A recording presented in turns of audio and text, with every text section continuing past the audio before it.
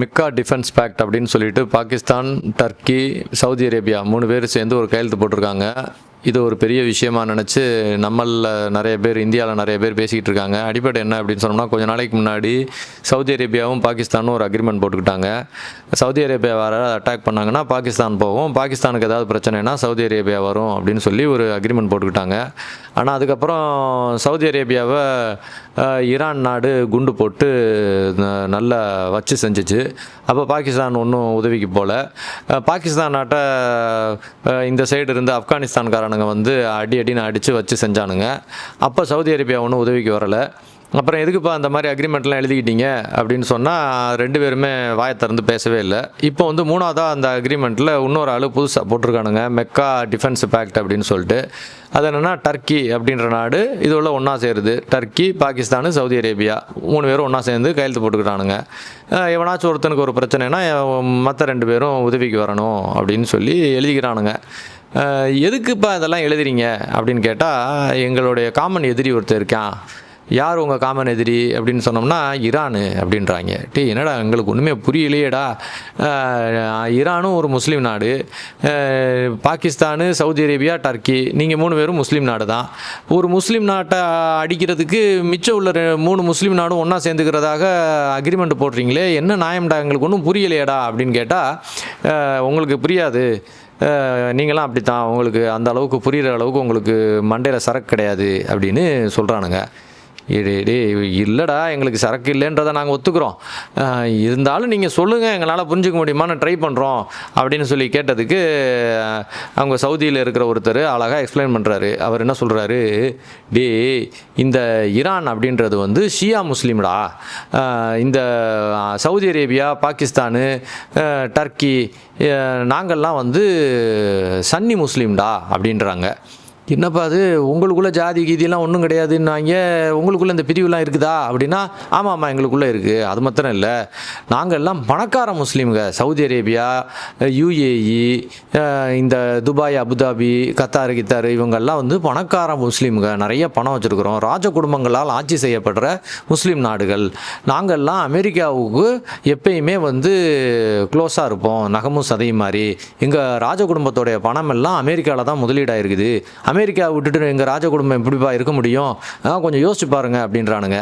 சரி, அவங்க சொல்கிறதும் நியாயமாக தான் இருக்குது. ஆனால் அமெரிக்காக்காரன் இஸ்ரேல்காரனோட கை கோர்த்துருக்கிறானே, இஸ்ரேல் தான் உங்களுக்கு ஆகாதவன்னு நீங்கள் அடிக்கடி சொல்லுவீங்களே அப்படின்னு கேட்டால், அப்படித்தான் வெளியே சொல்லுவோம், ஆனால் அப்படி கிடையாதுப்பா, நம்மளுக்கு என்ன, நம்ம காசு எங்கே இருக்கோ அதான்ப்பா அப்படின்றானுங்க.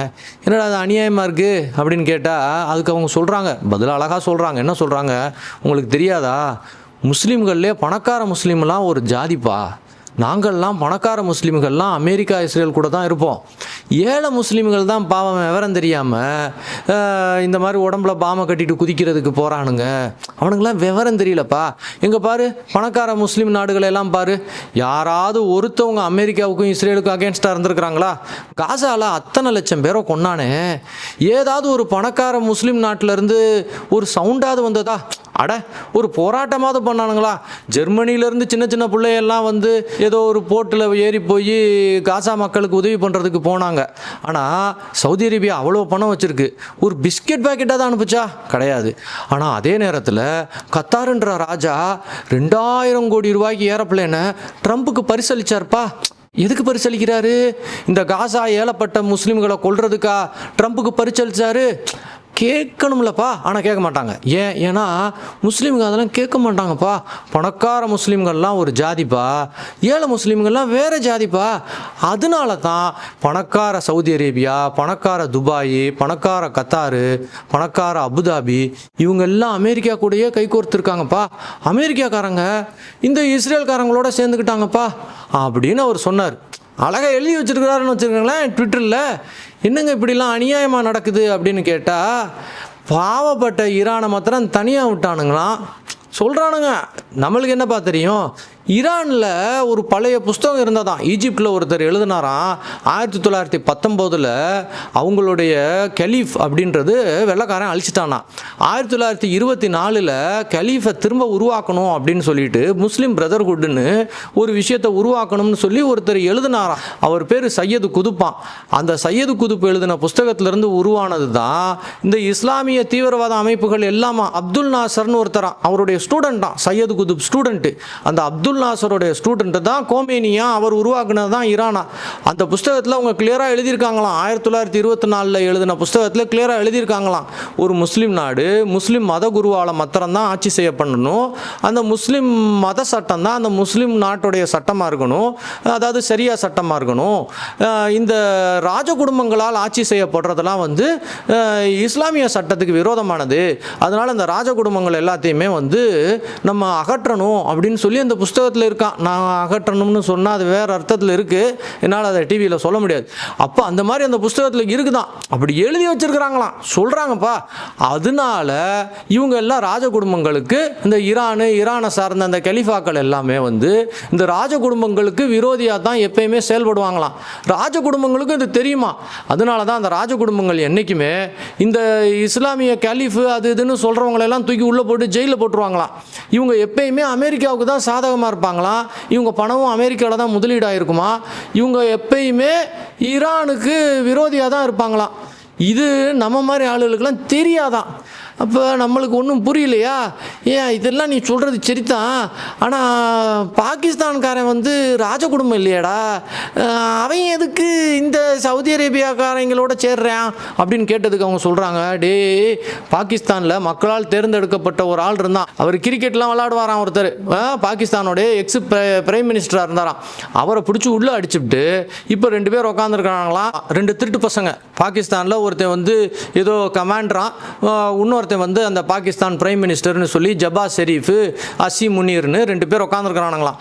அந்த 2 பேரும் இஸ்லாமு அது இது தத்துவம் அதெல்லாம் அவங்களுக்கு ஒன்றும் தேவையில்லையாம், அவங்களுக்கு பணம் தான் தேவையாம். அதனால அமெரிக்காக்காரனோட அவன் கை கோர்த்துட்டு அமெரிக்காக்காரன் என்ன சொல்கிறானோ அதுக்கு போய் நின்றுப்பானான். ஒரு ஃபேமஸ் ஃபோட்டோகிராஃபும் வீடியோவும் கூட இருக்கான். அமெரிக்காவுடைய ட்ரம்ப் கிட்ட போய் ஒரு டப்பாவை திறந்து எங்கள் பாகிஸ்தானில் இந்தந்த இடத்துல என்னென்ன வைரம் அது இது இதெல்லாம் இருக்குது, பொருள்லாம் இருக்குது, இதெல்லாம் வந்து எடுத்துகிட்டு போங்கன்னு சொல்லி மொத்த பாகிஸ்தானை ஏலம் விட்டுட்டு அமெரிக்கா ஜனாதிபதியோடைய ரூமில் போய் இவங்க கேவலம் கட்டு போய் நின்ற ஃபோட்டோ கூட இருக்குது. நீங்கள் ஆனால் நல்லா கவனித்து பாருங்களேன், இவங்களுக்கு பணம் தான் தேவை. இந்த அசீம் முனீர்னு ஒரு ஆள் இருக்கான்ல, இவனுடைய ஃபேமிலி ஃபுல்லாக லண்டனில் தான் இருக்கானுங்க. பல லட்சம் கோடி ரூபா இவன் பொண்டாட்டி அக்கௌண்ட்டில் இருக்குதுங்க லண்டனில். எல்லா பணத்தையும் வச்சுக்கிட்டு மொத்த பாகிஸ்தானையும் கான்ட்ராக்டுக்கு விற்றுட்டான். அட பாவங்க இந்த பாகிஸ்தான் சோல்ஜர்ஸு, ஆடு மாதிரி எங்கே போகிறாங்களோ போய் கசாப் கடையில் ஆடு இருக்கிற மாதிரி இந்த அசீம் முனீருக்காக எல்லாம் சாக வேண்டிதான் அப்படின்றானுங்க. நம்மளுக்கு ஒன்றுமே புரியல, இதெல்லாம் உண்மைதானா? சரி இவன் தான் அப்படி இருக்கான், டர்க்கி என்னடானா அப்படின்னு கேட்டால், அந்த டர்க்கின்றது சும்மா பேருக்கு ஒரு எலெக்ஷனு. 40 வருஷம் 50 வருஷமாக ஒரே ஆள் இருக்கான், ஒரே குடும்பம், நம்ம திமுக கார குடும்பம் மாதிரி தான். அந்த டர்க்கியில் உள்ள குடும்பம் எர்டோகான், அந்த எர்டோகானும் அவன் பையன் அவங்க குடும்பத்தினர் தான் டோட்டலாக இருக்கானுங்க. இவங்க காசு எல்லாம் அமெரிக்காவில் தான் இருக்குது, பணத்துக்கு ரொம்ப ஆசைப்படுறவனுங்க. இவங்களுக்கும் அவங்களுடைய அந்த தத்துவத்துக்கெல்லாம் ஒன்றும் சம்மந்தம் இல்லையா. எவன் பணம் வேணும்னு நினைக்கிறானோ அவன்லாம் அமெரிக்காவுக்கு தான் அடிமையாக இருப்பானா. அதனால 3 பேர் ஒன்றா சேர்ந்துருக்கானுங்கல்ல, பணம்தான் பிரதானம்னு நினைக்கிற சவுதி அரேபியா, பணத்துக்காக எதை வேணாலும் செய்யலாம்னு நினைக்கிற டர்க்கி, பணத்துக்காக தன்னுடைய நாட்டையே விற்கக்கூடிய பாகிஸ்தான், 3 பேரும் ஒன்றா சேர்ந்துருக்கிறானுங்க. எதுக்குங்க? ஏதோ ஒரு கொள்கை, அது நல்ல கொள்கையோ கெட்ட கொள்கையோ ஏதோ ஒரு கொள்கையை வச்சுருக்கிற ஈரானுன்ற நாட்டை அழிச்சே தீரணும்.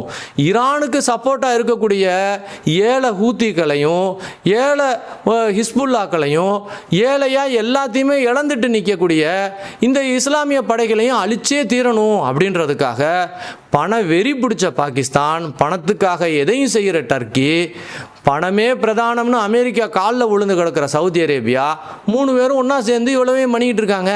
இது எதுனே தெரியாமல் இந்தியாவில் உள்ள இஸ்லாமியர்கள் முஸ்லீம் நாடுகள்லாம் ஒன்றா சேர்ந்துடுச்சு, முஸ்லீம் நாடு ஒன்றா சேர்ந்துடுச்சுன்றாங்க. அப்பா, முஸ்லீம் நாடு ஒன்றாவா சேருது? இந்த 3 திருட்டு பயல்களும் ஒன்றா சேர்ந்து முஸ்லீம் நாடான ஈரானை கொல்றதுக்கு சேர்ந்துருக்கானுங்க. 3 ஓனாயி அடித்து காலி பண்ணணும்னு நினைக்கிறது ஈரானை. யோசிக்கணும்ப்பா. ஈரானுக்கு சாப்பாடு கொடுத்தது இந்தியா. ஈரானுக்கு இன்றைக்கும் 3000 கோடி ரூபாய்க்கு மருந்து கொடுத்துக்கிட்டு இருக்கிறது இந்த மோடி அரசு.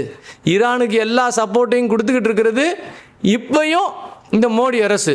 நீங்கள் வேணால் திட்டுங்க, யோசிங்கப்பா. நடுவில் திட்டுற போது கொஞ்சம் அப்பப்போ திட்டுறதை நிப்பாட்டிட்டு யோசிங்க. யார் இஸ்லாமியர்களுடைய எதிரி, யார் இஸ்லாமியர்களுக்கு நண்பன்னு இந்தியாவில் உள்ள இஸ்லாமியர்கள் கொஞ்சம் யோசித்து பார்க்கணும்.